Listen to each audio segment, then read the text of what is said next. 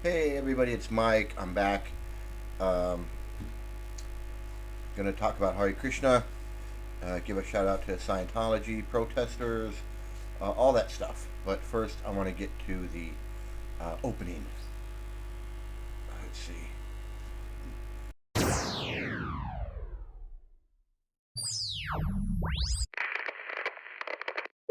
Hello. Hello.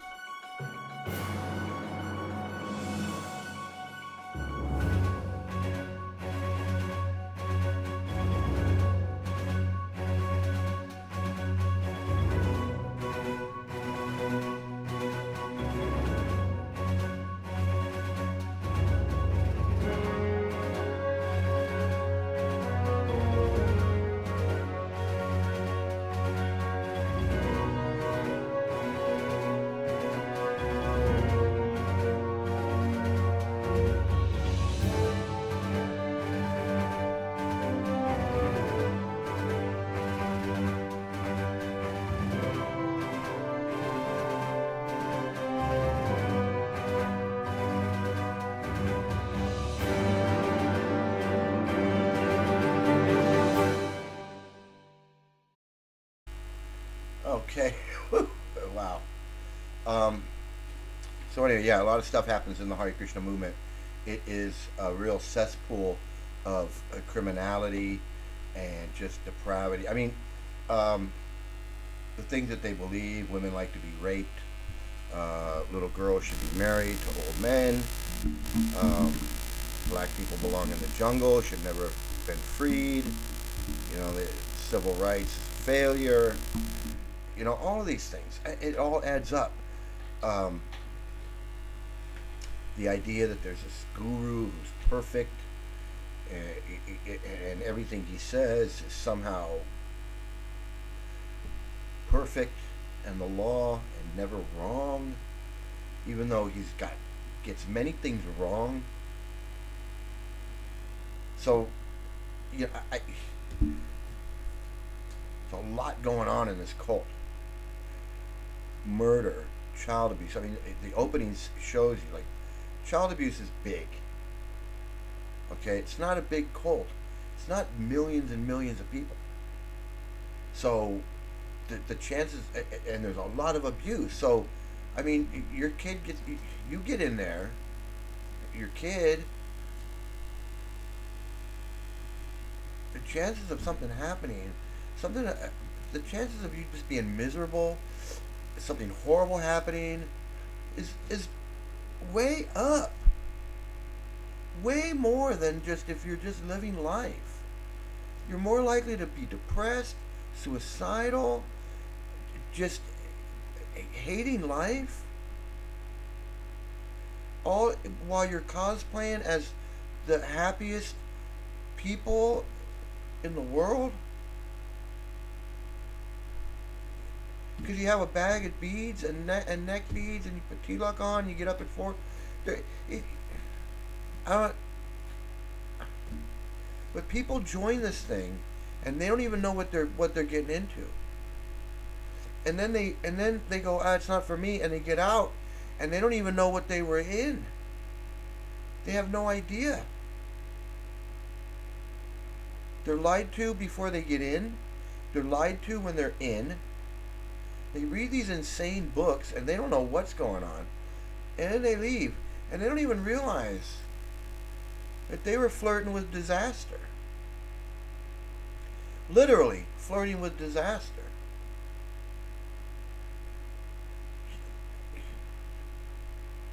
So anyway, I got a video. I just found this video today of this guy who joined the Hare Krishnas and he left after, I don't know, a few years. I'll find out. I haven't even watched the video.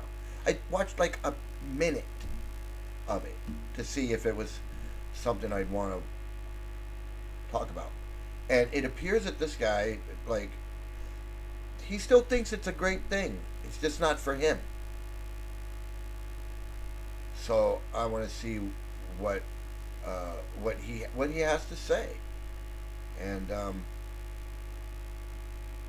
because it, well, I don't want to speculate. Let's just watch and see what see what he has to See what this guy has to say.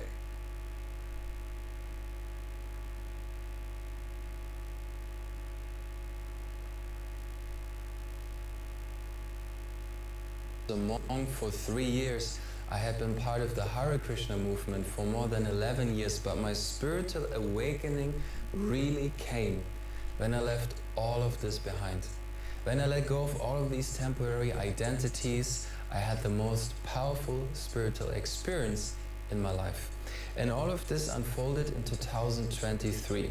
I was really disillusioned at this point, and although I live here close to a very wonderful Nisimadev temple, and it's really a beautiful community that I hold closely to my heart. On a larger scale, that spiritual community that I had been connected to, the Hare Krishna movement, really left me in a very confused and a little bit of a heartbroken state. Because some of the leaders and teachers that I had admired had left the path, or had done certain things that really were not sitting right with me. And I was really wondering, is there still a place for me in this movement? Is there still a place for me? Yeah, I just want to say, he's not being, he's alluding to some things, but he's not being honest. He's saying some of the leaders and some of my teachers and my gurus or whatever, my guru did some things that I didn't, was obviously, otherwise he wouldn't want to leave. But he doesn't want to say exactly what it is. I mean, how are we supposed to understand what's going on? I mean, did he just have an argument over what? Was it just an argument? It was just a, but he doesn't say that. But he does say he was confused. He says he was confused and he was left. But he doesn't want to give me. I want to know. I want to know more about what happened, but he doesn't want to talk about it. So right there, how do we know? How do we know? And he doesn't. Well, let me go on. But anyway, I want to know what happened. Let me back it up because I want to hear that again. Because some of the leaders and teachers admired had left the path, or had done certain things that really were not sitting right with me. And I was really wondering, is there still a place for me in this movement? Is there still a place for me in spiritual life at all? Because I felt the more I went into spiritual life, the more I went away from my human side, and that caused me to feel really like somewhat depressed, because the human side of me wanted to live, wanted to come out. Okay, so when I listen to it again, it sounds like his guru left. It sounds like his guru bailed. He says some of my teachers or something left the path, or so it sounds like there were some people he looked up to, like one of his gurus, probably his guru. Maybe his guru got touched a little girl. Maybe his guru is Lokanath Swami. Maybe his guru is Bhaktividyapurna Swami. Maybe his guru is, who knows? There's a lot of touchy-feely gurus. Maybe his guru just bailed with a woman and left. Maybe his guru just bailed. Maybe his guru got caught doing something and bailed. He definitely says that some of his teachers and people he looked up to left. And then he didn't know what to do, which makes sense, because they're teaching this guy, Prabhupada, and his guru is teaching this guy that the guru is perfect. He doesn't do anything wrong. He never does anything.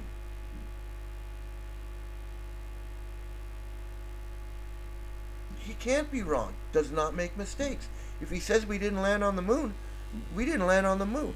If he says that a swan can drink milky water and just drink the milk out of the water and not the water, the swan can separate the milk from the water when it drinks.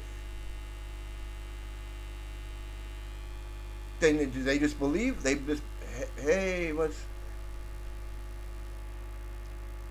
hey, how you doing? Then they just believe it. Prabhupada says a bird, a swan can drink. If you put water, if you mix milk and water together, that a swan can drink the milk and leave and not the water. The swan can separate it. And then how do we? There's no evidence that first of all that's possible, but they believe it. Whatever the guru says, they believe it. Because that's what Prabhupada teaches. What spiritual life is. Spiritual life is accepting what this guy says. I hope you're doing well. I have news, but I'll wait until you have a moment. I can tell you. Let's watch a little bit of this, and then you can tell me, because I want to hear. I definitely want to hear what you have to say. So let's get on with this guy a little bit. But it definitely sounds like his guru bailed out, or maybe some of his friends or something that he and then he's also talking about some things happened that made him uncomfortable and feel depressed. Now, how can you be in a spiritual life, being spiritual, doing all these spiritual things that they say is transcendental bliss, and then you're depressed? It makes no sense, because it's not. It can't make sense because it's not real. So that's, of course you're depressed. Of course he's depressed eventually. And if I just focused on my human self and my human side, my spiritual life, my spiritual side was suffering so much. So it's constantly torn apart between these two worlds, the spiritual world on one hand and then the material world on the other hand. And I just could not bring them together somehow. It was impossible for me. So on that particular day, when I had a very powerful spiritual experience, I went into the forest and I was like, I'm done. You know, I don't even want to be a spiritual person anymore. I don't want to be a spiritual teacher. I don't want to give classes anymore. I don't even want to be a coach anymore, a healer. I don't want any of this, because it's not me, because my heart isn't fully there. I'm not experiencing that love inside of my heart. I'm not experiencing that spiritual happiness. So as I was going into the forest, I was doing mantra meditation, I felt how all of these different identities that I had so carefully cultivated over so many years were just falling away from me, one after another. You know, Simon, the spiritual teacher, Simon, who has a spiritual name, Sri Gurangadas, that is a priest in the temple. All of these identities were falling away. Simon, the yoga and meditation teacher, the coach, the healer, even the husband, you know, the musician, all the different sides of me were just falling away. One after the other, they were just falling away. And as this was happening, what was left felt very vulnerable. At the same time, I felt how my heart was opening more and more and more and more. And the bliss that I was experiencing at this time was getting more and more and more. Well, I have to say, I'm glad that he came to his senses somewhat. But, you know, I want to hear your news. I want to hear what. I hope you're doing well as well. I hope we're all doing well. I want to hear what news you have, because the arc of this story is leaving me like, I need to know what's going on. I mean, he joins your brother, I guess your brother, your cousin, your brother joins, and within a year he leaves his job. Sounds like he had a really good job, or at least a career. He leaves his job, moves to India to go milk cows and live on a farm, which to me is like he's gone. And then you tell me, oh, he came back, like he came back, and then he's got a guru, and they have a watch over him. When he saw you during the holidays, you you couldn't he couldn't he wasn't able to have a moment with under he was under their watch constantly. So oh, here we go. Let's see. You told me who his gurus are. Okay, so let's hear let's hear who he's got more than one. Let's see who he says. I'm sure Prabhupada is one of them, but oh boy, I just I can't wait. I can't wait to hear. Um, I can't wait to hear who.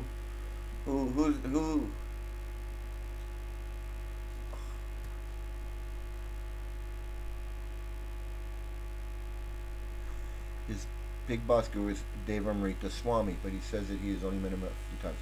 Okay, so Devamrita Swami was involved in that murder of that devotee. So Devamrita Swami is a disciple.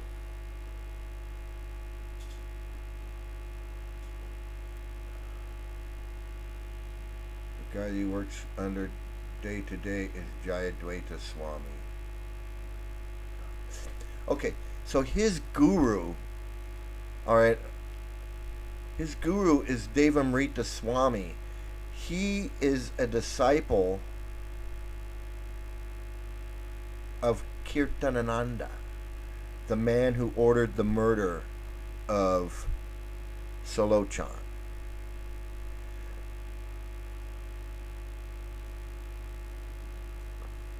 Apparently, he works with Jayadvaita Swami. He's doing IT work for the cult under him. Yeah, of course. That's that's what they do. Just like I went in there with video experience, right? When I started hanging around the LA Temple, I was doing uh, public access TV at all of the cable companies.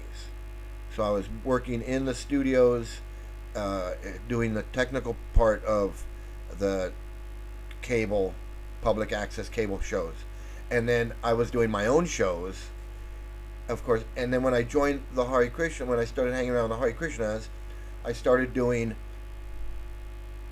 Hare Krishna stuff and working all my video experience went into working for the Krishnas. I was working for the TV department. I was editing videos. I was going I was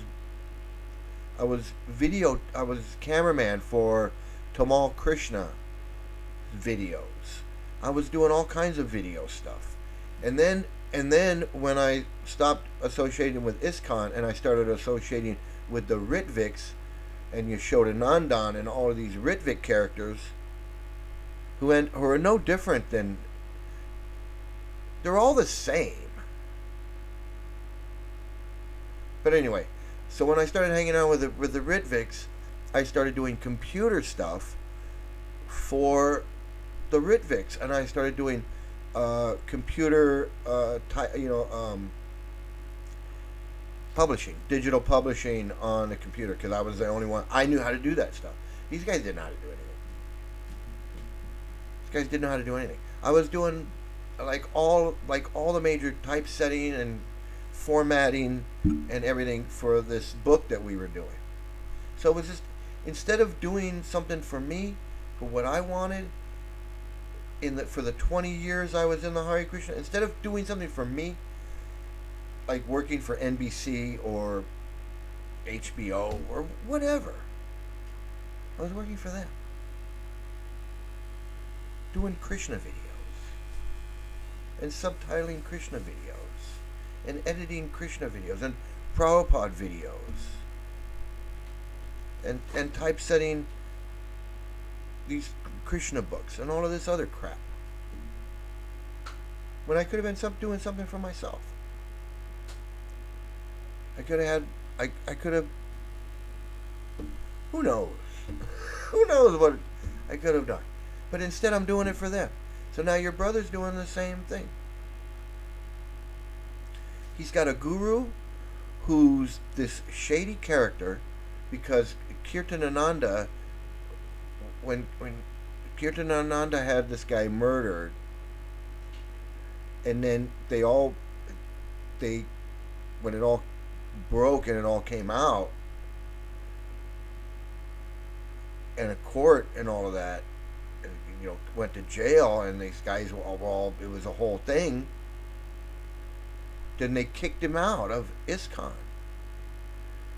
And Devamrita and Radhanath Swami and Tapapunya and all of these guys went with Kirtanananda because they were all in on it. So they all went with him.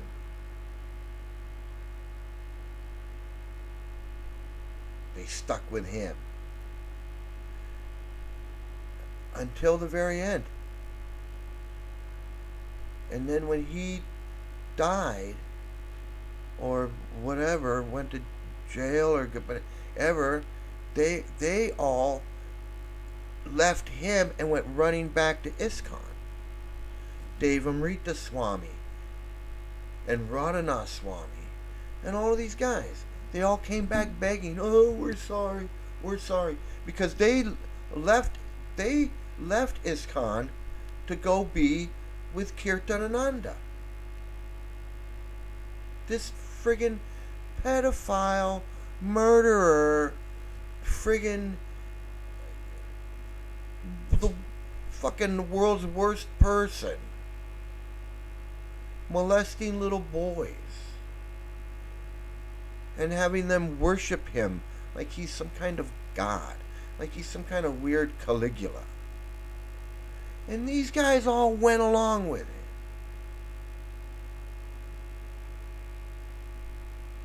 They all went along with it. That's who Devamrita Swami is.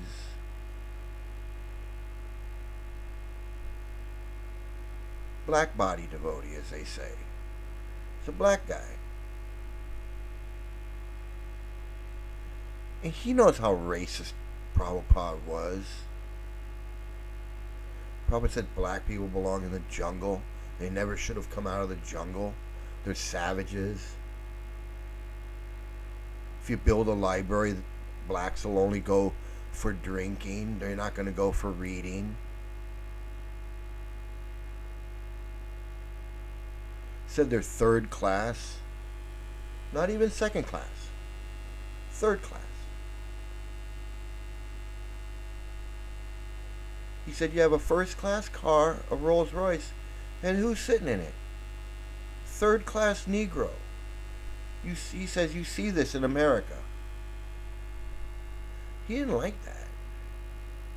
He didn't like that black people had rights, civil rights. They could just do what they please.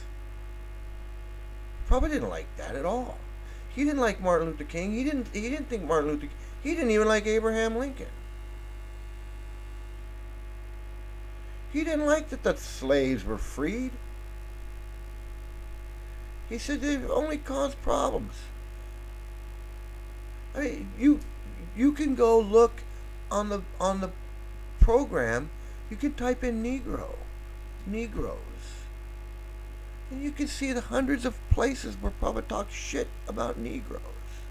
But this Devamrita Swami, he's going to go and he's going to try to bring in more and more African disciples, black disciples, because he's black.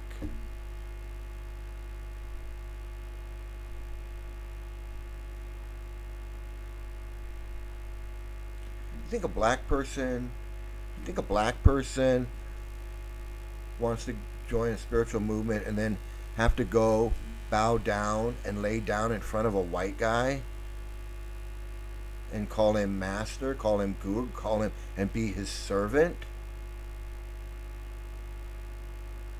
You think black people want to do that? Join a cult where you go and you become the servant of a white guru?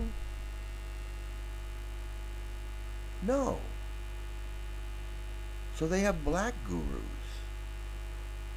So that black guys that join and black women that join are going to go to the black guru. They're not going to go to the white guru. Why? Why go to the white guru when there's a black guy? Well, he's black. He understands. He must know. Otherwise, he wouldn't be in here.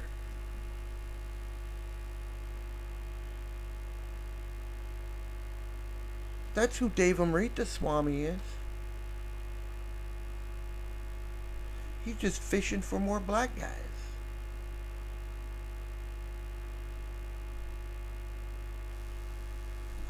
Ask your brother, how many of Devamrita Swami's disciples are black?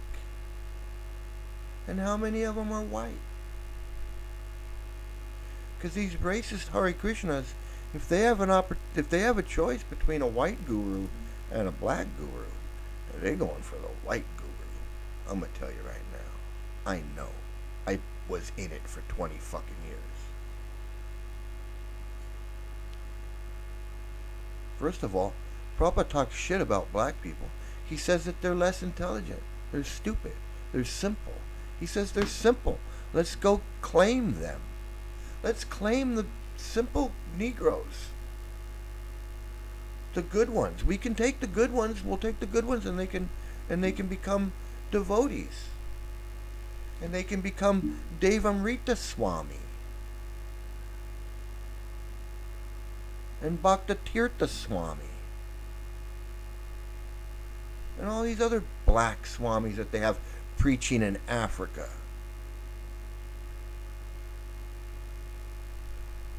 I bet you they haven't told him all the shit Prabhupada says about blacks. I'll bet you he doesn't talk about that. I'll bet you Devamrita doesn't talk about that. Piece of shit. These people are fucking disgusting. All the shit that Prabhupada says about black folks, black people, Africans, American blacks, Africans, slaves in the jungle, all the shit that he says, and they got the nerve to go out and try to bring black people into this cult, and they do. Because everybody's susceptible to it, but I'm still surprised when black folks join this Hare Krishna thing. They don't know. I don't know how they don't know.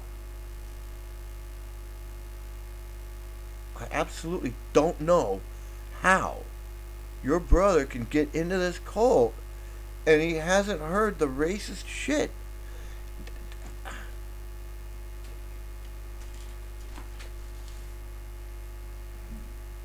I don't know. He has to have heard it, and he's just like, well, that's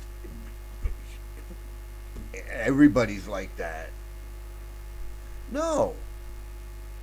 Prabhupada makes a distinction between white people and black people, or Negroes as he calls them. Prabhupada makes a distinction between them.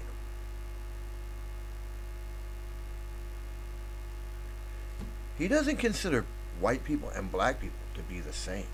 There's non-devoted, they're karmis, they're meat-eating karmis and whatever. But Prabhupada doesn't say that white people belong in the jungles. He doesn't talk about white people like he talks about black people. He doesn't talk about, well, the white people will, you build a library and the white people will come to drink. He didn't say that. He doesn't talk about the white people raping people in Central Park Hell, he doesn't even talk about the Indians raping women, gang raping women in India. But he wants to talk about black people raping people. That New York's not safe because of the black people.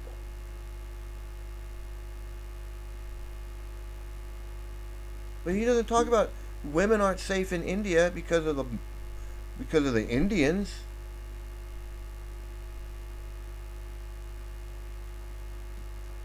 Prabhupada is straight up fucking racist, man.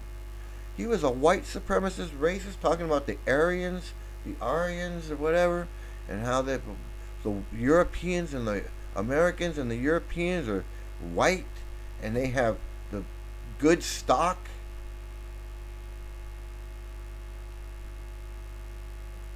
Hey, how you doing, Eliana? All glories to you for joining.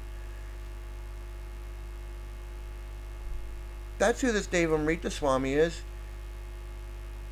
He's just working for Prabhupada, bringing in more black folks. That's all he's doing. When I was in LA, all the black devotees there, and there weren't that many, but the black devotees there, they all had Bhakta Tirtha. Bhakta Tirtha was a black devotee. He preached in Africa. So naturally, what black person is going to go to join an all-white cult? Talking about the guru is the master and the devotee is the servant, and you got to wash his feet, and you got to lay down in front of him and offer him prayers and flowers and worship him like he's God. I mean, what modern day black person in the United States or anywhere in the world is going to join a cult where you got to get down and worship white people?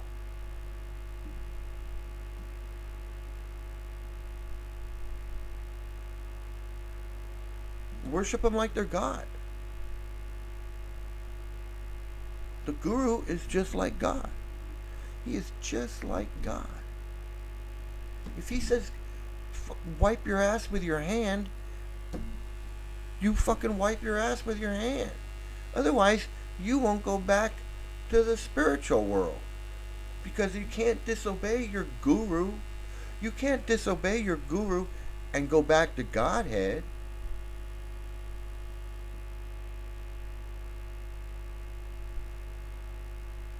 Deva Amrita Swami is a friggin' disgusting piece of shit. He was there when the guy got murdered. He probably picked up the phone when the murderer called. He was one of the ones that was celebrating. He's fucking and these guys get off scot-free, and now they run around the world acting like they're friggin' the Dalai fucking Lama.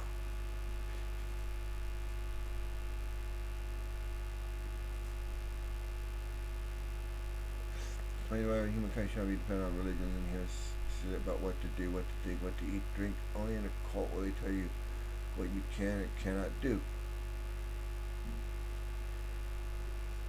Absolutely. You would think, and there are philosophers who say that the world is never going to get better until religion is just eliminated. All religion is keeping us back. Religion has to be eliminated. But we're never going to eliminate religions because we can't even eliminate these goddamn dangerous friggin' pedophile cults, murderous death cults like Jonestown and friggin' Heaven's Gate and Waco and this sex one. What I don't even remember. I don't even know the name of that one because that was like this sex cult one. Next, I don't know what it's called. And all these other ones. We can't even get rid of these friggin' cults. How are we gonna? How do you expect people to understand that that religion's like a hobby. It shouldn't be controlling your friggin' life any more than Taylor Swift or the next friggin' Leonardo DiCaprio movie. These things should not be running your life. You shouldn't make policy, and government shouldn't be making policy based on books of stories of cavemen from thousands of years ago. Books that have nothing to do with anything relevant today. What to speak of a friggin' cult telling you, not only just telling you what's good and bad and what's this and that, telling you you gotta shave your head, what to wear, how to wipe your ass.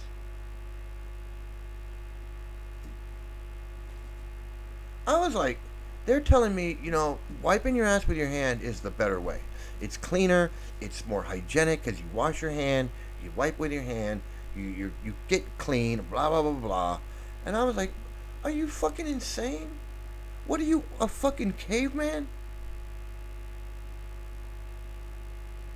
There's a million things you can do to wipe shit off your ass. In the year 2015, you shouldn't have to fucking use your hand. Let me look at this.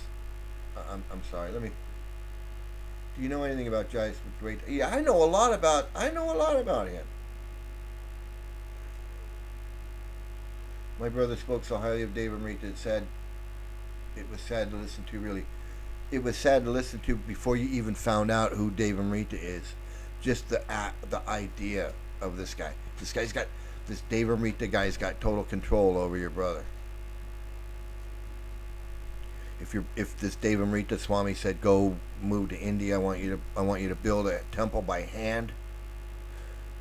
This Dave Amrita Swami, his guru is Kirtanananda, the guy that murdered the guy. That's who Dave Amrita Swami worships. He prays to him. He goes to India and he worships that motherfucker's dead body. Kirtanananda Swami is buried in Vrindavan, and they built a temple over his fucking corpse, and people go there and worship him, including Dave Amrita Swami. Can you imagine that? Can you imagine being so fucked up in the head that you go and worship a fucking murdering pedophile, and you think he's friggin' gonna take you to the fucking spiritual world where you can become an 11-year-old girl so Krishna can F you down by the river? How fucked up in the head do you gotta be? This guy's lucky he got out. And I started to feel God more closely than I had ever felt him before. It was really so beautiful that the more I let go of any of my identities, the more I started to experience God. And I still remember this experience, like it was incredible. I just felt myself to be like a tiny little particle of a huge power, of an unlimited, infinite power, and I was a little particle of that. And then, in the eye of my mind, I had a vision of Vishnu. Vishnu, you could say it's like a Hindu god who is the maintainer of the universe. And I had a vision of that form, of the divine, and I felt like I was really part of him. And he was, in that vision, giving me this message that I am not part of any religion, of any sect, of any community, or of any institution. You will always find me where your heart is at. More or less. The exact message, I've written it down, I keep it for myself, but that was the essence of that. And then at the same time, I had a vision of the Hare Krishna founder that started the very movement. And I had really felt very disconnected from him. because I couldn't really make sense of all of his teachings anymore. And he appeared to me and he told me, I only came to help people to love God. That is the only reason why I came to this earth, to help people to love. Okay, let me. So obviously he doesn't understand. Obviously he doesn't. Delusional mentality. So, absolutely, because he has to be delusional. He has to be still like okay. He said I'm disconnected from Prabhupada, which is good. But he's saying like Prabhupada said, I just came to teach. Come on, man. You gotta. Why did he leave Hare Krishna? That's what I want to know. Because he's still saying, well, I'm into Vishnu, or I'm in, and that's fine. I'm not knocking that. But what is it that caused you to leave ISKCON? Why are you disconnecting from Prabhupada? This bit of information is important because I can't figure it out. Because you still want to be a Hindu, but I understand he's got a great frame of mind. He's like, I don't need to be anything. I can be a spirit soul. I can do right. It's a hobby. You don't have to be part of anything. You don't have to join this. You can join and hang out with people who think the way you do, go to yoga class, whatever it is, but you don't have to join a cult. So does he know that Prabhupada is promoting child marriage? Does he know that these gurus are pedophiles and they're not being reported to the authorities and that they're being covered up? And how deep that is? Does he understand that Prabhupada is teaching all these men that join that women like to be raped? Women are less intelligent? This is not something that just goes in one ear and out the other. This is the basis of Prabhupada's teaching. This is found on like every other page. Prabhupada's talking about how women are less intelligent, women are lusty, Maya this and Maya that. We all know who Maya is. So when he's not saying women directly, he's talking about Maya. Maya Devi. He's talking about rasa dance and the sex and the gopis. The gopis were 11 years old. Some of them were breastfeeding.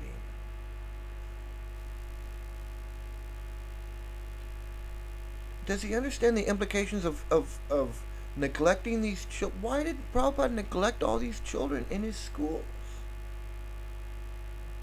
And how do you overlook that? How do you say, oh, Prabhupada came to teach people to love God, and then he creates this school? He had no business creating. It wasn't even a school. It was just a big daycare. These weren't even school-age kids. A lot of them were too young to even be in school. Prabhupada was a friggin' monster. First of all, he was a failure at everything he did. He didn't graduate college. He's not a scholar. He's not a Vedic scholar by any stretch of the word. He's not a scholar of anything.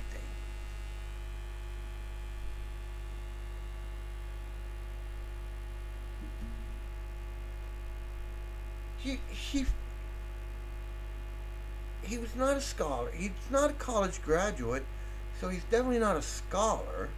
He had no PhD or doctorate or any degree in anything. He's no more a scholar than I am.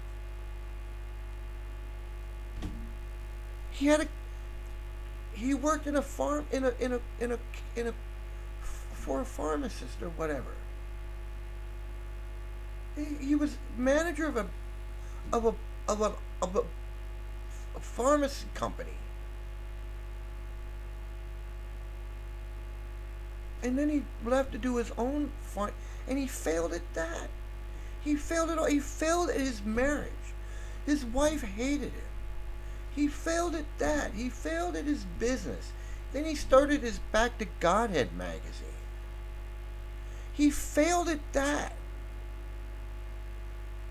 Why wasn't his magazine like Time magazine or Life magazine or Reader's Digest or any other magazine that's successful? That what did he do? Like 4 editions of his.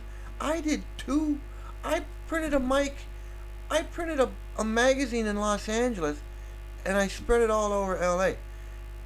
I printed two editions of it. I did as good as he did. He did 4 in Delhi in 1944. It's a lot easier to do shit in Delhi than it is in Los Angeles.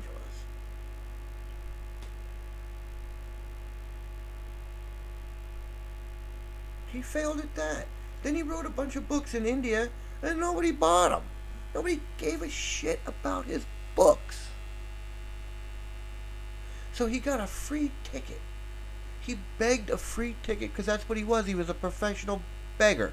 He begged a free ticket on a boat and came to New York in 1965 or 66. And then he just mooched off people until he fucking got some hippies, and he mooched off the hippies and had them sell his books. And then he started selling books. The hippies sold his friggin' books. And they didn't really sell his books. They hustled people for books. Books was just the conduit. They shortchanged people. They strong-armed people. They strong-arming people for money in India. You donate to the temple or you'll get cursed. All kinds of running drugs and doing all kinds of who the fuck knows what they were doing. Murdered a guy, so that wasn't off the table.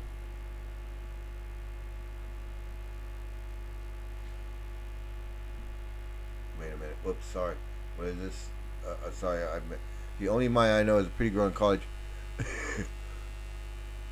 who's into physics and mathematics. Srila Prabhupada is not a Vedic scholar, and he is neither smart. Everything is built upon Islamic influence.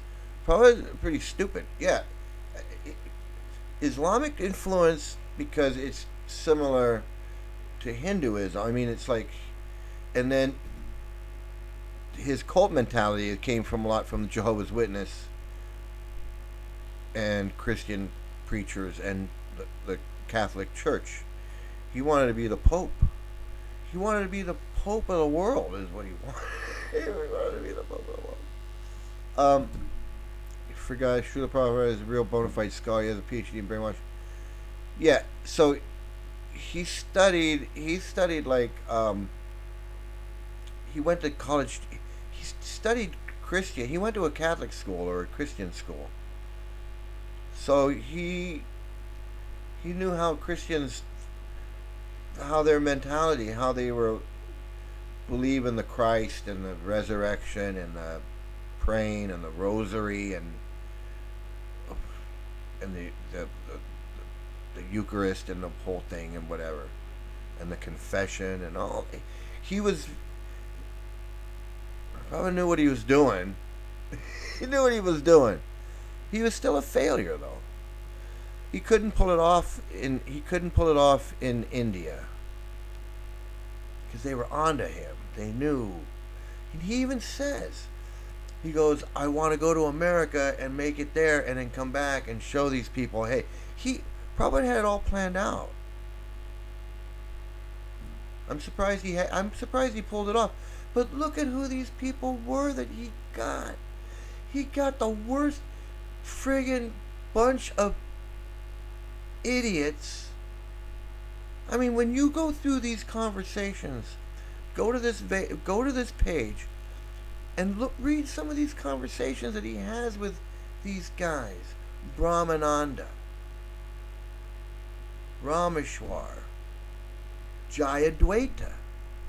Jayadvaita is a friggin'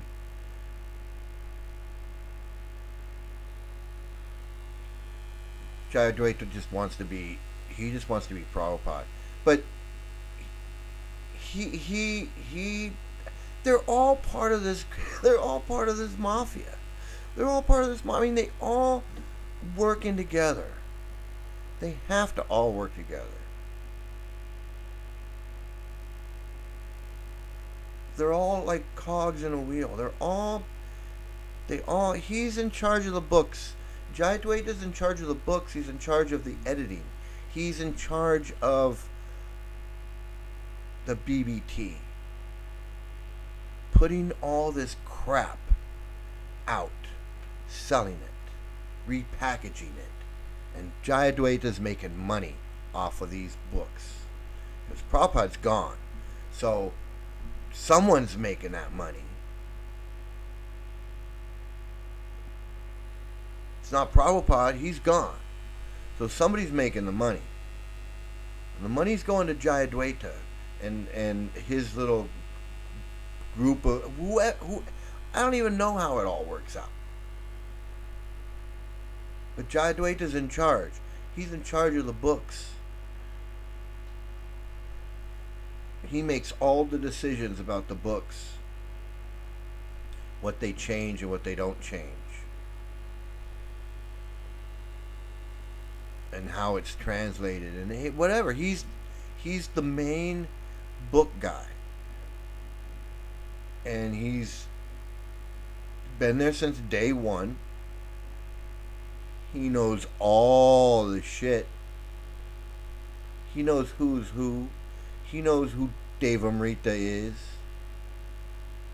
They all know. I mean, they're all, it's like, they're all part of the same mafia.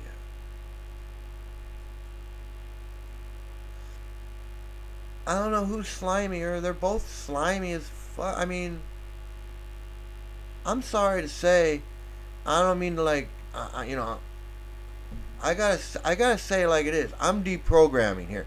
I'm deprogramming. These guys are slime balls. How come no one's gone to jail?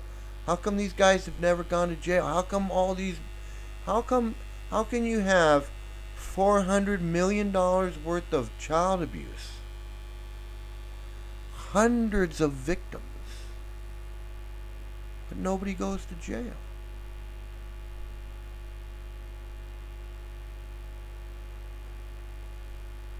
How come nobody goes to jail? How come these guys that they do catch are suspended and they're told you can't do this, you can't do that, and they're like, fuck you, I do whatever I want.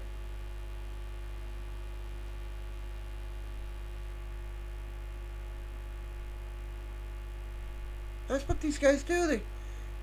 They don't care. They get caught molesting little kids. They don't care. Lokanath Swami doesn't give a shit.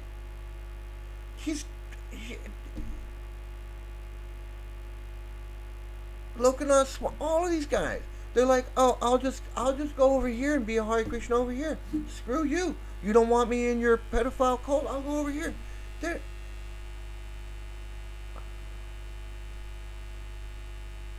They're all buddies. They're all buddies. They're all faking it because it's all fake and phony. And they all believe the same crap. They all believe the same crap about women. They believe the same crap about black people.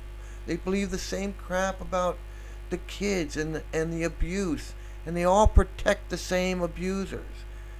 Jayadvaita is just as bad as Devamrita, absolutely. They're all horrible people. And it hurts me to say it. I mean, this guy left. This guy left. He said, I can't go along with what these people are doing, what my guru, obviously his guru. He been in for 11 years. He got a guru. This guy, he couldn't take it. Either his guru left, or his guru got caught doing something, or something he ain't saying. Why do you think he's not saying? Why do you think he's not saying? Is it because he doesn't want anything to happen to him? You think he's scared?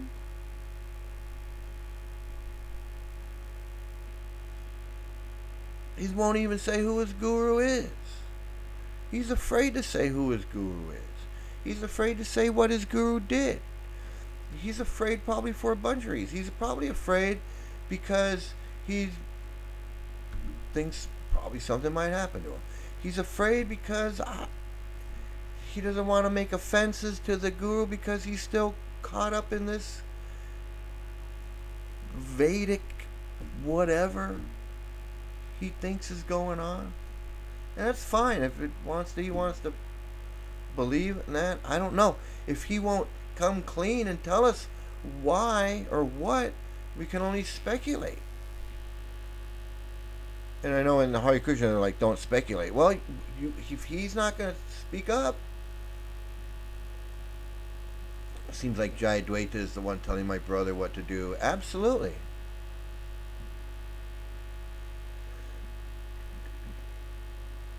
Jayadvaita is probably talking to my brother, gave me the impression that he won't leave for years, probably, if ever. I'm just glad we were in touch. Yeah, he probably won't leave for years. But the only thing you can do, and this is what I would say. This is what I would say, because you've got nothing to lose. Well, you can lose touch with him. But I would say to him, I read stuff, and I know who this Devamrita Swami is. And I also read this stuff that Prabhupada says about black people. And I read stuff about this Kirtanananda Swami in West Virginia and New Vrindavan. And that shit is disturbing to me. And I don't know how it's not disturbing to you. How do you just pretend like none of that stuff happened? How do you pretend like these children were never abused? How do you pretend like Kirtanananda wasn't the abuser? How do you pretend like this guy wasn't shot in his van? How do you pretend that Prabhupada doesn't say all of these things about black folks? How do you pretend? How do you just pretend like that stuff is not real? Because I don't understand. I couldn't do it. That's what I'd say to him. I'd say, man, I'm confused by this shit. I read about this Devamrita Swami and Radhanath Swami and the guy that got murdered in his van and Kirtanananda Swami and all the murders in New Vrindavan. I read about all that. And Devamrita Swami was there. He was right in the thick of it. How does that not bother you? How did I find out about it in 2 minutes, and you've been in there for a couple of years and you don't know? How is that possible? How is that fucking possible? How is it possible that I know all this stuff about these people that are controlling your life, and you don't know this stuff? And if you do know it, how the fuck you turn your life over to these people? It's like turning your life over to frickin' Don Corleone. Or fucking Tony Soprano. The fuck is that? That's what I would say. Because that's what it is.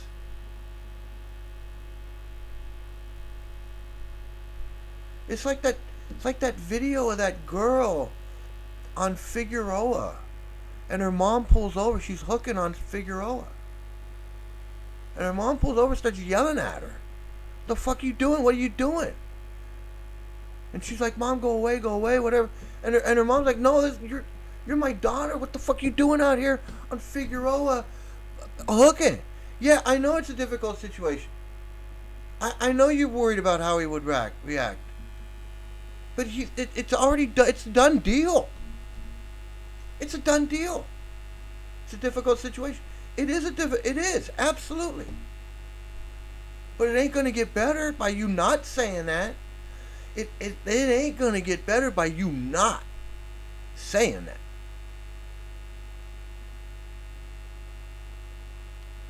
You think he's just gonna come to his senses on his own? You think Jayadwaita and Devamrita are gonna let him? That's why they called him every friggin' hour. The last thing they want is him to go talk to his family. Because you know why? Because they're afraid that you're going to say that exact thing. Who the Devamrita Swami? Radhanath Swami? Kirtanananda Swami? New Vrindavan? Jayadwaita? What the fuck? You might as well fucking jump in a fucking pool of alligators.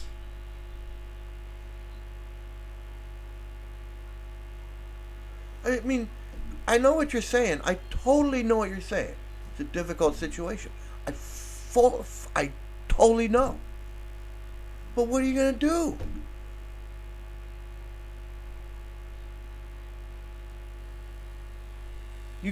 It'd be different. It'd be a different story if you just said, "Hey, you're joining the Hare Krishnas. We don't want anything to do with you anymore," and you cut him off. Or you said, "You can't join the Hare Krishnas. If you join the Hare Krishnas, don't ever come home." That's different. Or if he joined the Hare Krishnas and you said, "If you join the Hare Krishnas, then I don't know." That's a different story. But you didn't do that. You let him go join. He went to India. He picked his guru. He rolled the dice. He dealt the cards. He did that. You didn't do that. You had nothing to do with it. In fact, you probably tried to talk him out of it. He did this. He quit his job. He did this. Not you. You didn't do it.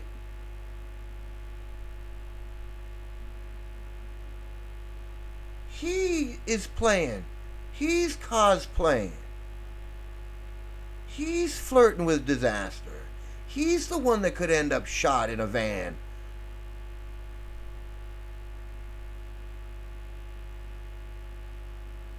He's the one who could go shoot this guy. There was a guru. The disciple killed the guru, cut his head off, chopped his head off. He figured out the guru was a piece of shit, and he said, I can't let you get away with this shit.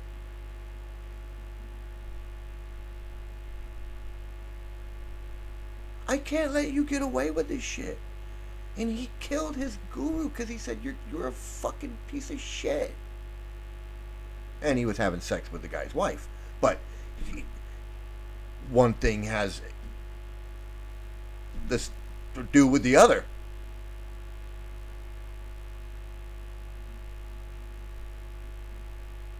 He's the one who's flirting with disaster. He's the one in the difficult situation. You're not disowning him. You're not saying don't ever come home. You're saying, what the fuck are you doing? Let him tell you. Let him get mad. So what? He's already sucked in. You already said he could be in there for 11 years like this guy. God. Wow. When I felt this in my heart, when I felt him appearing, I felt so close. I felt so connected, and I felt that all of these different things that were there of that community, that you had to dress in a certain way, that you had to have a haircut in a certain way, that you had to speak in a certain way, do a particular type of service, all of these things were falling away from me. And I felt like, yes, I am still at home here because it is my genuine desire to love God. Everything that he wants to get out of Hare Krishna, he can get out of it. He wants to love God. He wants to be all that. He can do it just like this guy. He doesn't have to be part. He didn't have to fucking hang around with Devamrita Swami. This fucking and worshipping Kirtanananda, the pedophile guru who's buried in Vrindavan, who went to jail. How does your guru go to jail?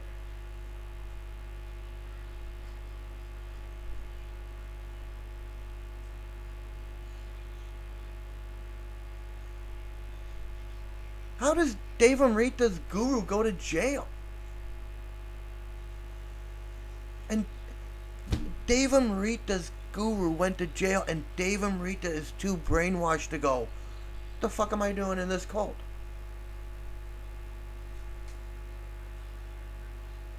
Devamrita's got no business teaching anybody anything about anything, because he's too stupid.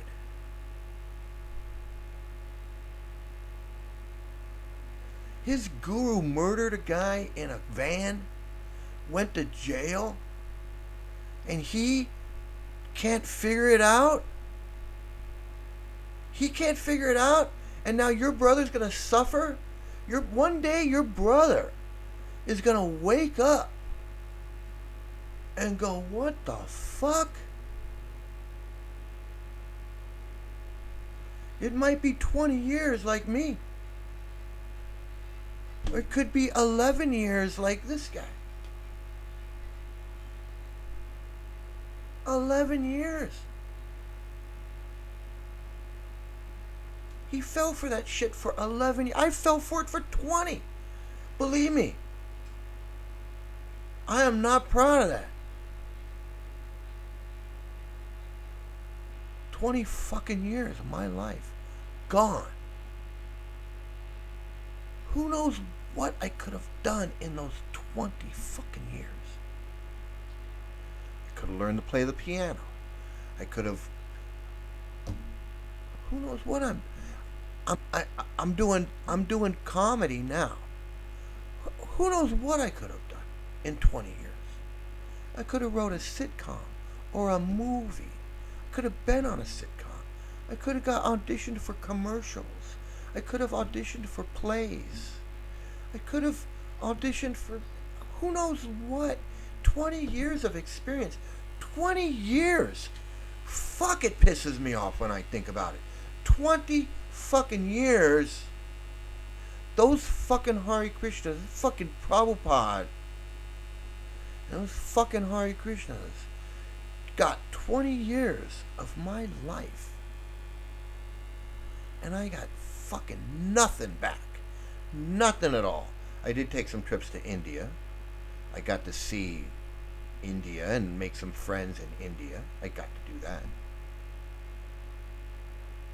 I could have done that without wasting 20 years in the Hare Krishnas. So anything that I got out of Hare Krishna, I could have gotten out of life without Hare Krishna. There's absolutely nothing that they offer anybody. Just like this guy.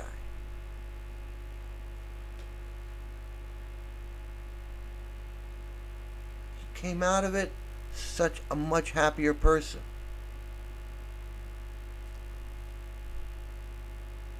So much happier.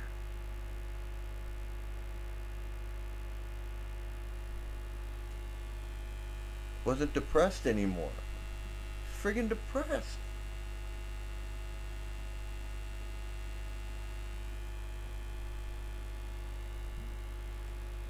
At this point now, came to you, where I realized if I want to move forward on my spiritual journey, I need to let go of all of these different identities that I have given myself from the past.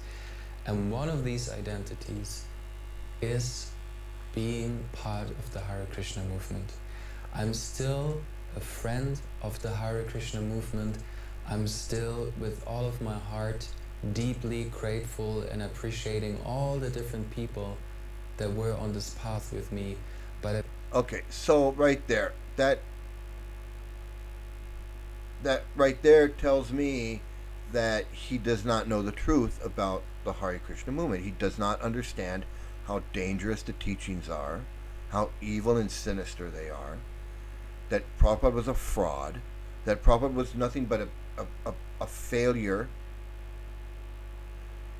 He didn't give a shit about the kids. He was sexist. He hated women. He couldn't understand that a man and a woman can fall in love and have a loving relationship and have children and a family. That was beyond him.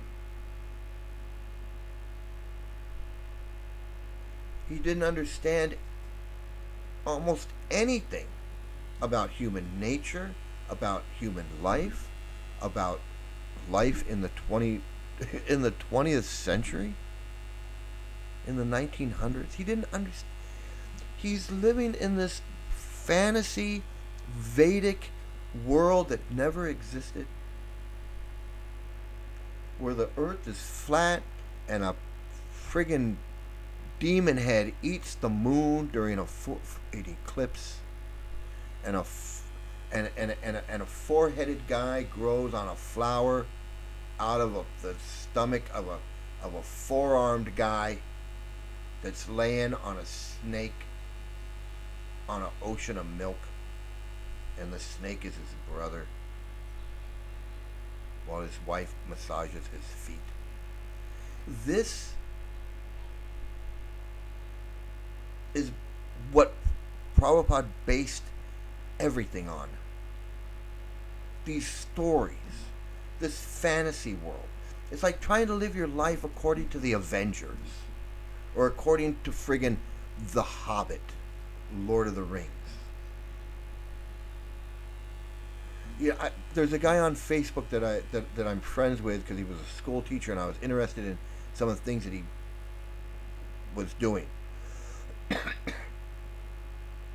So I made friends with him on Facebook, and he's one of these guys. He goes out and he reenacts these medieval battles, these made-up battles.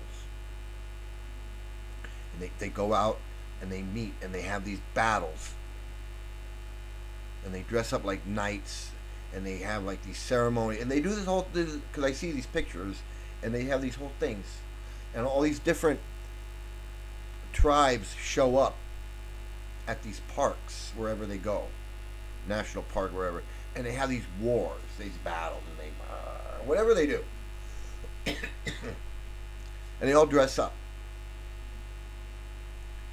and they go do that. That's their hobby, and that's great. That's fine. They can do it. That's not my thing. I'm not into that, but they do that, and that's fun for them, and they all have a great time, and they get drunk or whatever. They drink and they fight and they sit around and they act like they're Knights of the Round Table or whatever. That's what Hare Krishnas are doing. But instead of Knights of the Round Table and medieval wars, they're pretending that they're 15th century Bengalis.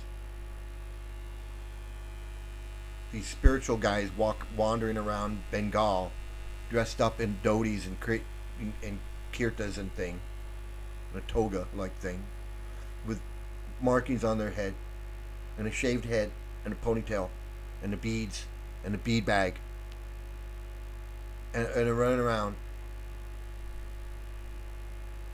and they're cosplaying like that, just like these guys doing the medieval war, except they're doing it like an Indian, like a spiritual version of that, where they're going to all dress up. And Prabhupada is living in this fantasy world where everything is based on this fantasy world.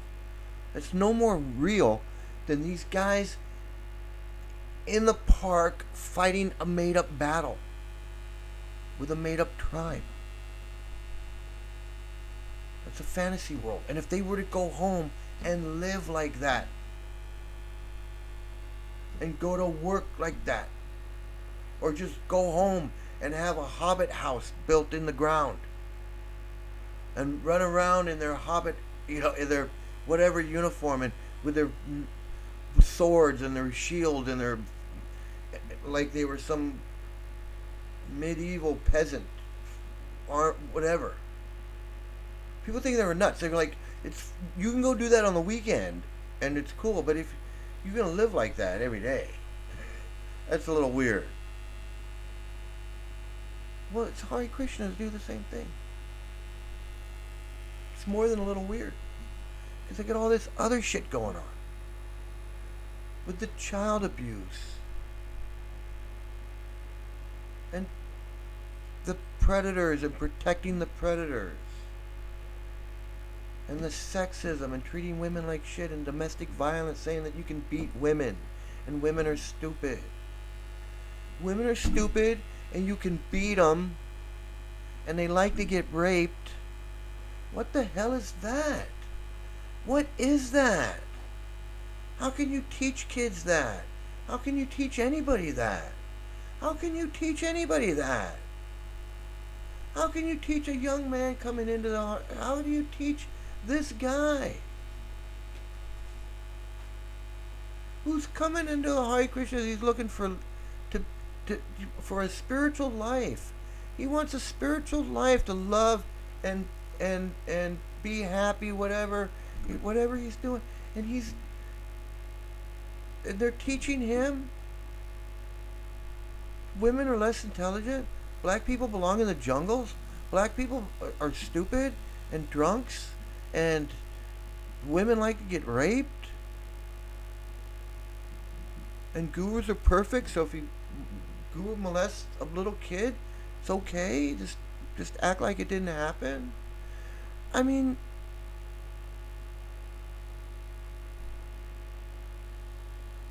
that's more than enough reason to leave a cult. Not because you don't want to get up at 4:30 in the morning. If you're telling me you want to leave the Hare Krishna because you're tired of getting up at 4:30 in the morning and you can't chant 16 rounds, well then you don't even know what the fuck you joined.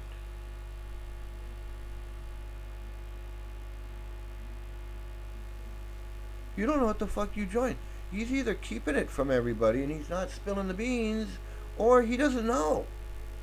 Does he not know that Devamrita Swami was there working for Kirtanananda when Salochan got shot in the head twice in his van, left there for 8 hours while Devamrita and Kirtanananda and Tapapunya and Radhanath Swami were all having a party?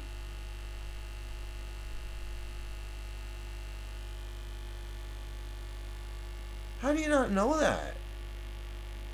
There's been like 14 books written about it. How do you not know that? How do you know it?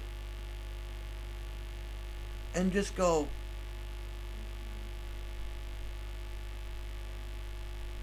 I mean, I did, but it's not like I just ignored it. It was a main, that was a main thing. Finding out this guy got shot and talking to people who knew him, that was like, man, you knew Slochan? Yeah, I mean, seriously, I ain't trying to tell you what to do. I ain't trying to tell you to just cut it off with your brother. That's not what I'm trying to do. But what I'm saying is, he joined this cult.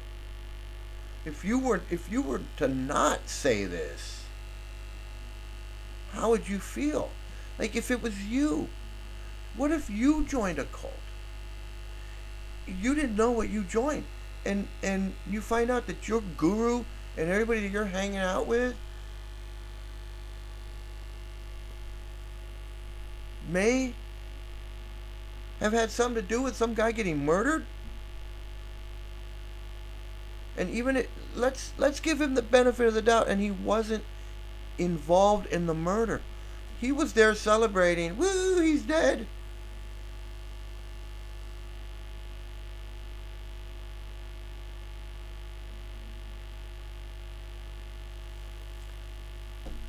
I mean,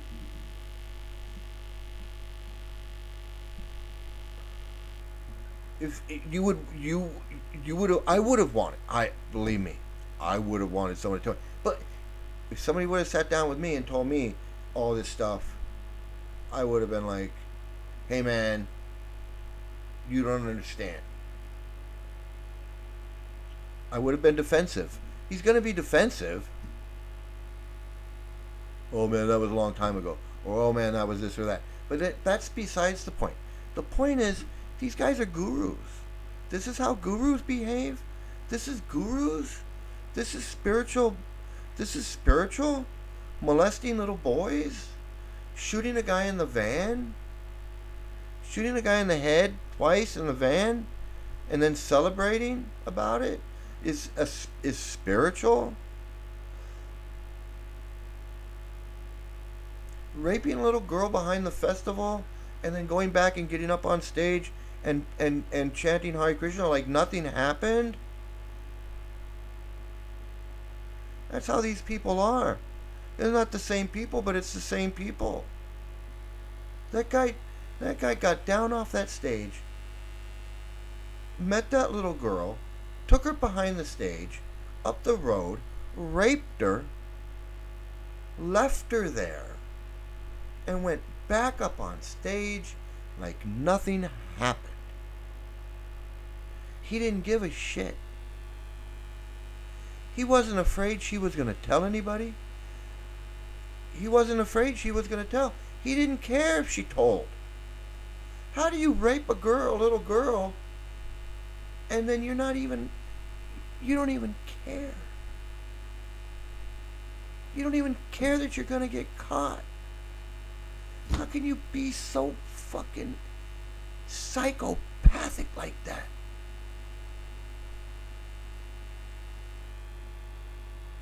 And then the mom marries the little girl off to another guy.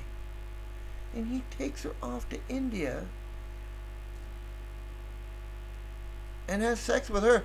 Basically rapes her. I mean, they were technically married, but is that really a marriage? He's 26 years old, she's 13. She just got raped. Now she's married to another 26-year-old man. This is a spiritual fucking movement. Raping little girls, marrying little girls off, molesting little boys. This is your spiritual movement. Now I could understand if it was one guy, one time. This is a whole friggin' movement, whole organization. Because they're teaching this shit. Women are less intelligent. They like to get raped.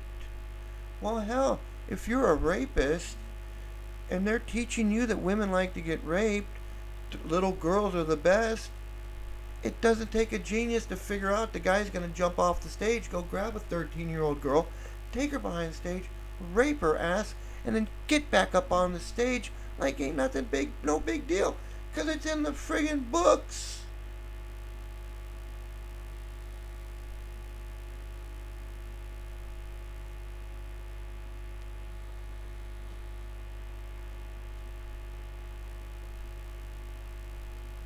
They're gonna... She wasn't the only one. Not the only one. He gets back up on stage like nothing happened, just like the guy pumps 2 bullets into the guy's head in his van, jumps on a plane, flies back, tells his wife and kids, hey, we gotta get going. Goes off, goes to another festival. He stops off at the festival so he can continue to celebrate that they just shot this guy in the head. These people are fucking sick.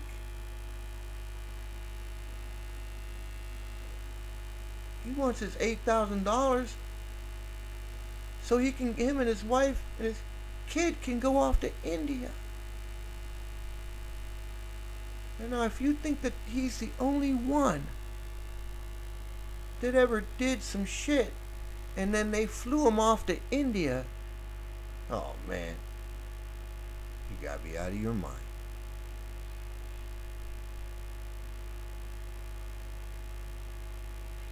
Now your brother is friggin' mixed up with these people, just like I was. Sad, sad situation. It is friggin' sad, and I know it's difficult.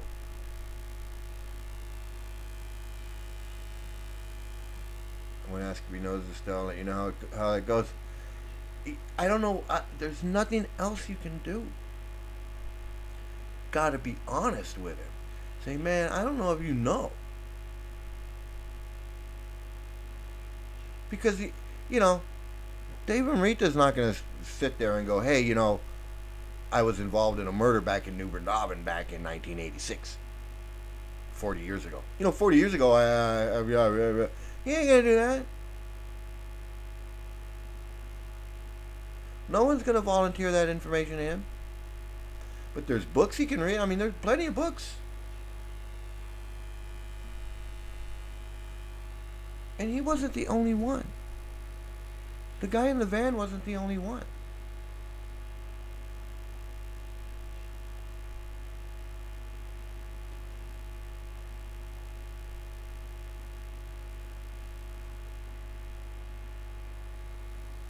I had someone tell me once when I was when I was Hare Krishna, I had a coworker give me a newspaper article about the abuse. I already knew about the abuse.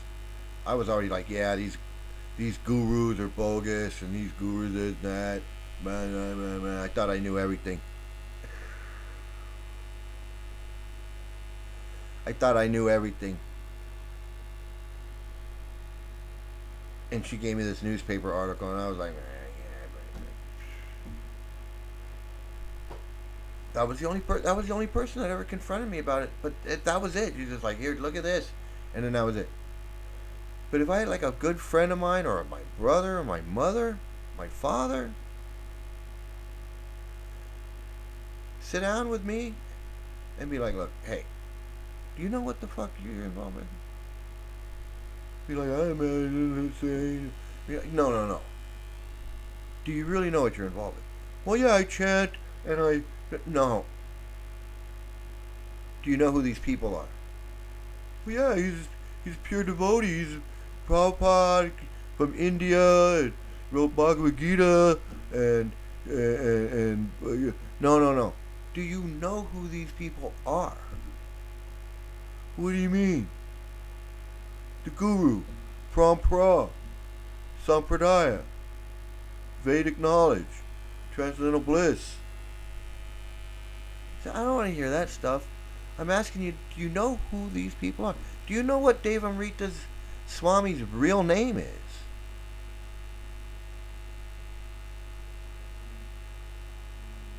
Do you know what your guru's real name is? Not this alias that he goes by. Not Harry Potter or whatever made up name he has. Do you know who he really is? Just Jayadvaita Swami. His real name is Israel.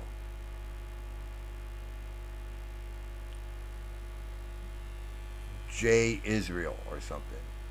That's why it's Jayadvaita. J Israel is his name. Some guy, some hippie from New York in the 60s. Some loser guy who who got brainwashed by Prabhupada when he was like 18 or 19. That's who Jayadvaita is. Jayadvaita's no. Who the fuck is he? He's just some guy that got brainwashed by Prabhupada. Dave Amrita. He's just some guy that got brainwashed by Kirtanananda. The guy that shot the guy. It's friggin' insanity. It's friggin' insanity.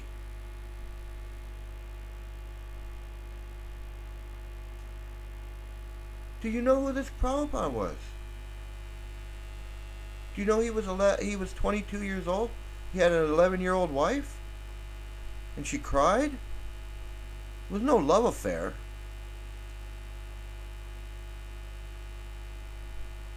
You know he failed as a husband and a father. Couldn't make his wife happy. Couldn't turn her into a devotee. Oh yeah, he's a pure devotee. He's a pure devotee from the spiritual world. Came down, appeared, blah blah blah. But he couldn't even convince his wife, the woman that's supposed to love him. Woman's supposed to fall in love with him because she was 11 and he was 22. Well, that didn't work out, did it?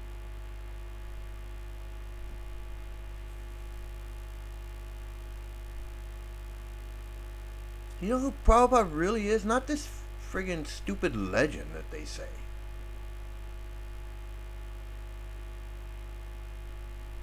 They say, oh, he had 2 heart attacks on the boat coming over from India.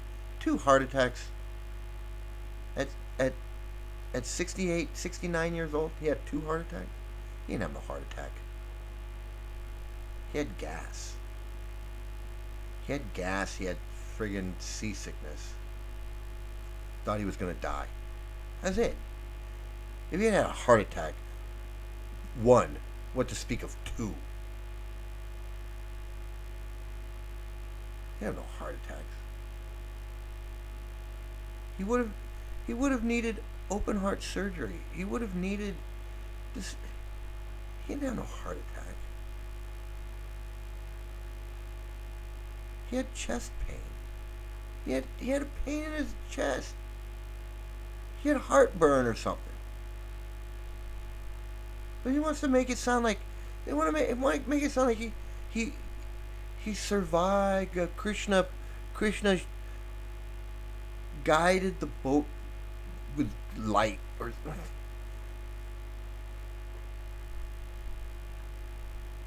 he did.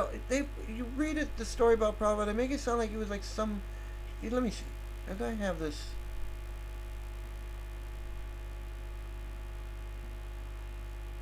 Okay, so this is how Prabhupada describes Lord Chaitanya. Uh, Lord Chaitanya's pastime when Lord Chaitanya was little. So he says, translation: after some days, Lord Chaitanya, Lord began to crawl on his knees, and he caused various wonderful things to be seen. Purport: Chaitanya Bhagavat describes that one day while the Lord was crawling upon his knees, the bells on his waist ringing very sweetly, a snake came out to crawl in the yard of the Lord, who captured the snake like a curious child. Immediately the snake coiled over him. The Lord, as a child, then rested on the snake, and after some time the snake went away, leaving the Lord aside. Another one. A translation: the Lord caused all the ladies to chant the holy names of the Hare Krishna Maha Mantra on the plea of his crying, and while they chanted, the Lord would smile. Now,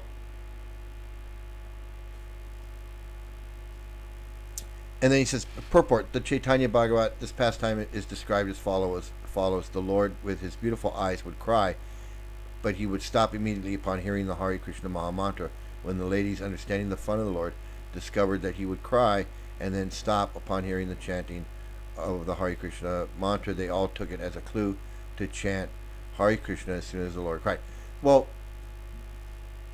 I don't believe that, because there was no chanting of Hare Krishna in Lord Chaitanya's time. What to speak of when Lord Chaitanya was a baby? That mantra was not chanted. Lord Chaitanya didn't chant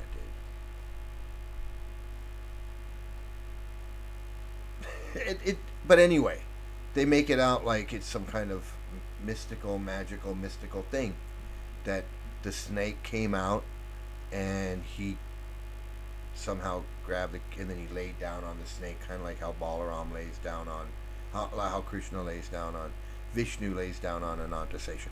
It doesn't matter. But anyway, they want to make it, everything is this mystical pastime, including everything that Prabhupada did.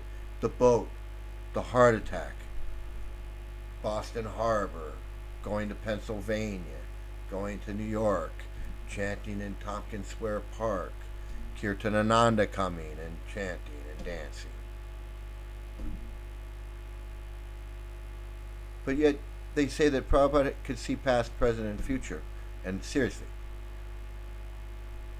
they say that Prabhupada could see past, present, and future. So when they told me that, well, Prabhupada, they said the pure devotee has triagyan or something like that. He has three visions: the past, the present, and the future. He can see the past, present, and future. Seriously, he can see past, present, and future. So I'm like, well, then why couldn't he see that Kirtanananda was going to molest these little babies, these little kids? Why couldn't he see that Salochan was going to be murdered by these? Why couldn't he see that the guru was going to get his head chopped off? Why couldn't he see that Jayadvaita was going to change the books? Why couldn't he see all of these things? Well, maybe he did see it. Well, then why did he initiate? First of all, Prabhupada already knew that Kirtanananda was a shady character. He already knew he was a shady character, and he made him a guru anyway. Prabhupada knew all these guys were shady. He knew these guys were shady. I could see that they were shady. It took me 5 seconds to see that Tamal Krishna was a shady ass fucking piece of shit. Prabhupada knew right away. Prabhupada knew these guys were all pieces of shit.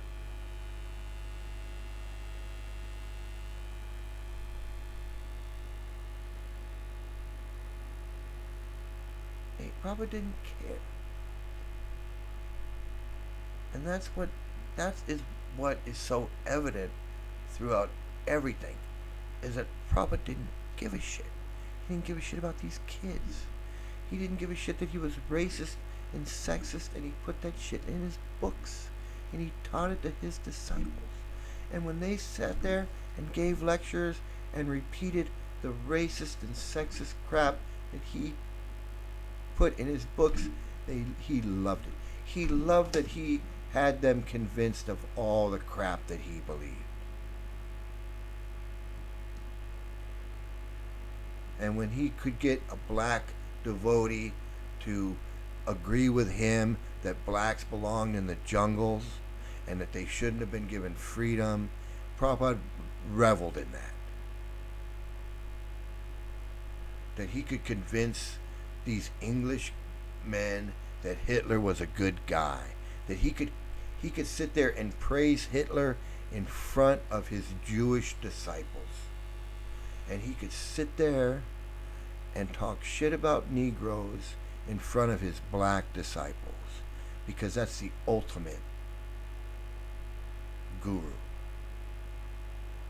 Is I have so much control over you that I can sit here and I can insult you. I know that you're Jewish, and I'm going to sit here and say, hey, Hitler was a good guy, wasn't he? I think he was a good guy. What do you think? You don't think Prabhupada knew what he was doing when he said that? To Hridayananda and Jay Israel, Jayadvaita and Hridayananda and Tamal Krishna, 3, Brahmananda, 4 Jewish disciples sitting in a room, and Prabhupada's like, hey, I think Hitler was a good guy. But you think Prabhupada was stupid? You don't think Prabhupada knew what he was doing? That was the loyalty test. That was the control, the brainwashing, the manipulation that Prabhupada had over these guys.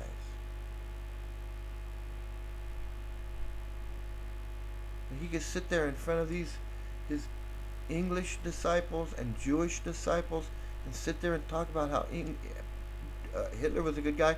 When Hitler was bombing London, He was bombing.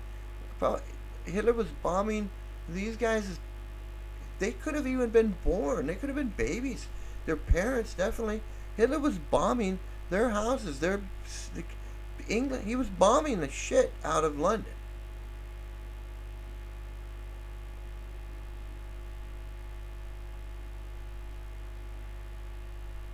And Prabhupada knew that.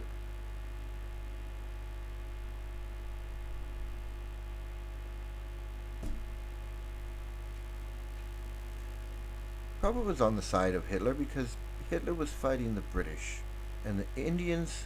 India wanted to be free from Britain.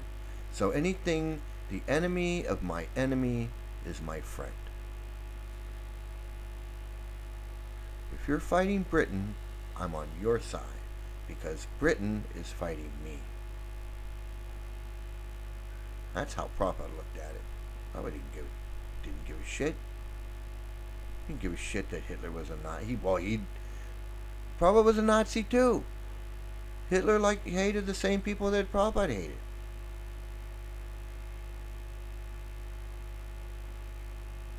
Prabhupada was a Holocaust denier. He glorified Hitler. He thought women were stupid. He thought blacks belonged in the jungle. I mean, where's the spiritual? What does he have to teach me? What does Prabhupada have to teach me? He's gonna teach me to love God while he hates all these people. But he'll exploit them. He'll sure use them. The Jews, all his Jewish disciples. Friggin' insane. I mean, you gotta look at it. You know, it's like that. It's like that meme where the guy thinks, you know, it's like, oh, Bhagavad Gita.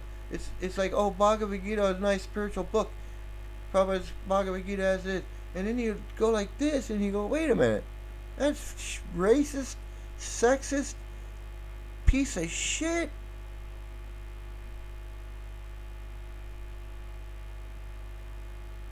Hey, you're welcome. You know, listen, I just want you to know, I totally understand it's a difficult situation.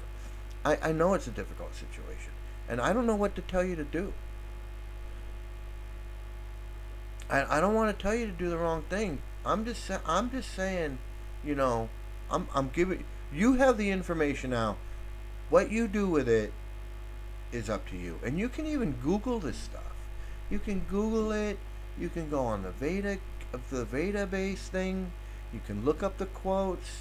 You can look up the videos on YouTube. Killing for Krishna.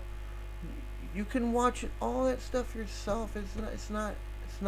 I have no personal vendetta. Well, I do have a vendetta, but I have no. It's not like I'm the only one that has this information, and I'm, you know, and anybody can find this stuff. Anybody can find this stuff. So I'm gonna end it here. I'm gonna end it right here, and I just want to say thanks for watching. Thank you everybody who's been watching. I hope everything works out with your brother. Listen, I really do. Don't do what I said to do just because I said to do it. Do it if it makes sense to you. Do it if it's what you want to do, and do it in the way that you want to do it. You know, I'm not here to break up families. I'm not here to cause harm or anything. And I know it's a difficult situation, but I've been there. I know. I was in the cult and all of that. So I just be careful, and I hope everything works out. I swear, I hope everything works out. So thanks everybody for watching. Thanks for joining. If you're in the cult, man, get out. You don't need to be in there. You don't need to be in there. You just get out. Just get out. And everybody have a great day, a great morning, night, evening, afternoon, whatever. Have some great luck. Please stay out of a cult. Bye. Oh, let's get the ending. Oh, I gotta ring the bell. Let's see. There we go. And then we got the ending here. Let's see. Closing. Okay. Bye, everybody.